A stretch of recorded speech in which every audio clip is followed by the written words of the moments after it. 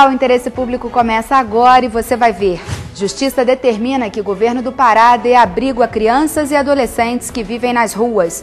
Também no estado paraense, pesquisa revela perfil de estudantes que navegam na internet. Dia do Índio. Será que há razões para comemorar a data?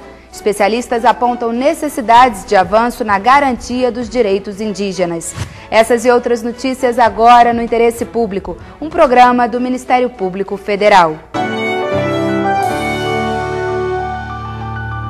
Lugar de criança não é na rua, é em casa, perto da família ou na escola.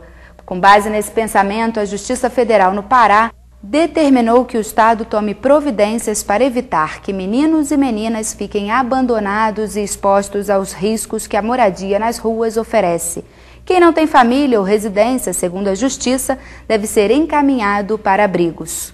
Crianças que moram nas ruas ficam excluídas de direitos básicos, à educação, à saúde, à vida. São imagens que vemos em quase todo o país, mas que já não deveriam existir. Em Belém, no Pará, a situação chamou a atenção da Defensoria Pública da União, que ajuizou em 2004 uma ação civil pública com um pedido de garantia dos direitos fundamentais das crianças e adolescentes abandonados nas ruas, encaminhada ao Estado do Pará, município de Belém e à União. O Ministério Público Federal se juntou à Defensoria nesta ação, mas só agora, em 2010, saiu a primeira decisão judicial sobre o caso.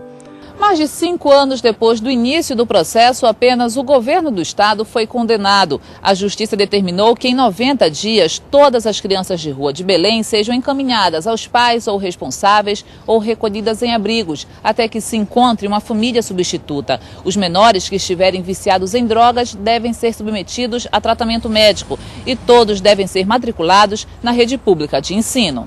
Apesar de ser uma decisão histórica, a Defensoria acredita que os outros entes públicos envolvidos na ação, município e União, também deveriam ter sido condenados. As ações têm que ser conjuntas. As coisas não têm dado certo nessa área, no Brasil e aqui em Belém principalmente, onde nós atuamos. Talvez seja exatamente por isso, porque não há uma articulação entre os entes federados para que eles possam trabalhar em favor da infância. Nós estamos pedindo que o Estado cumpra a lei, não é só o cidadão que tem que cumprir a lei. A lei foi feita pelo Congresso Nacional, o poder público tem que cumprir a lei que ele faz. Então é isso. Para o Ministério Público Federal, a situação das crianças de rua em Belém, assim como em outros lugares do país, é difícil de ser solucionada e revela um problema maior: a omissão do poder público.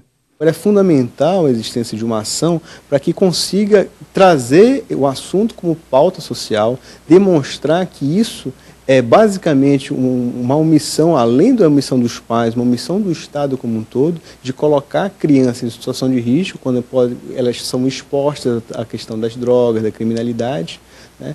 E então trazer a obrigação que o Estado comprove que está evitando esforços. E nesse caso o Estado não comprovou que está evitando esforços, motivo pelo qual o juiz federal determinou a condenação do Estado. O governo do estado recorreu da decisão judicial e alega que mais de 5 milhões de reais são investidos por ano na manutenção de 2 abrigos, além de convênios com 4 organizações não governamentais que atendem crianças e adolescentes moradores de rua, mas reconhece a responsabilidade do poder público no problema que considera estrutural. Nós consideramos legítimo essa cobrança e essa responsabilização. Então o Estado ele está agindo no sentido de estar correspondendo à sua responsabilidade. Ainda no Pará, membros do MPF e da organização SaferNet fizeram uma pesquisa em escolas públicas e privadas. O objetivo foi traçar um perfil da criança e do adolescente que gosta de navegar pela internet. Os dados do levantamento servem para direcionar políticas e ações de combate aos chamados crimes cibernéticos. O estudo revelou um dado preocupante: 30% dos entrevistados disseram que já foram vítimas de furto de dados virtuais. Informações rápidas, compras sem sair de casa, contato com pessoas do mundo todo em tempo real. São algumas das vantagens que a internet proporciona. Mas nem sempre as facilidades são usadas de forma positiva. As crianças e os jovens são os mais prejudicados.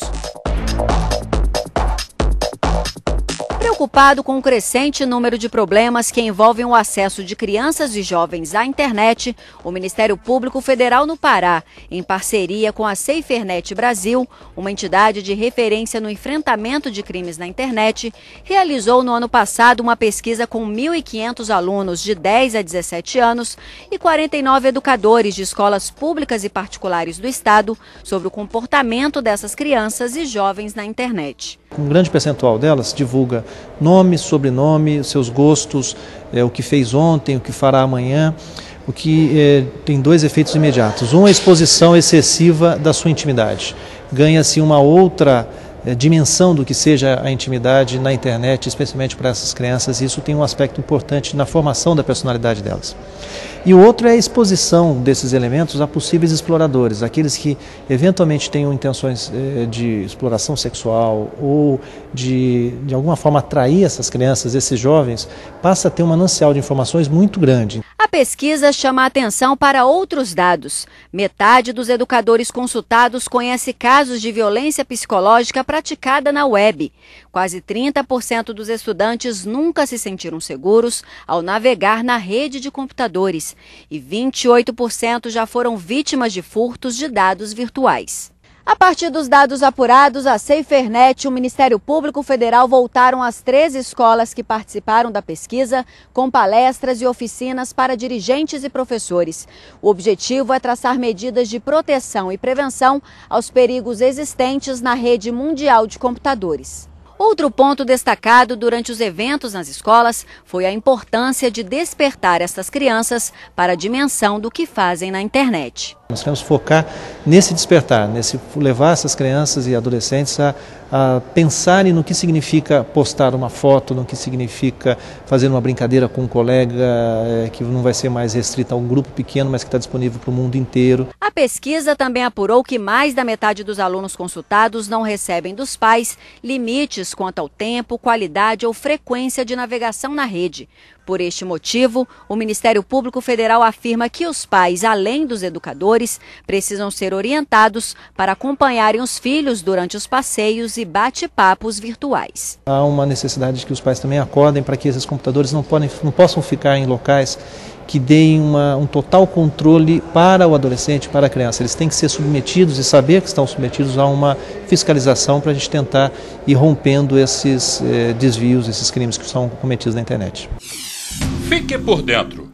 O Grupo de Combate a Crimes Cibernéticos foi criado pelo Ministério Público Federal em São Paulo em 2003. A função do grupo é combater crimes contra direitos humanos praticados pela internet.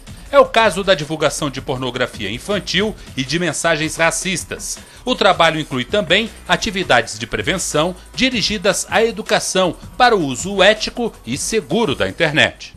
Veja no próximo bloco. O Ministério Público Federal garante que leis contra o tabagismo não ferem a Constituição.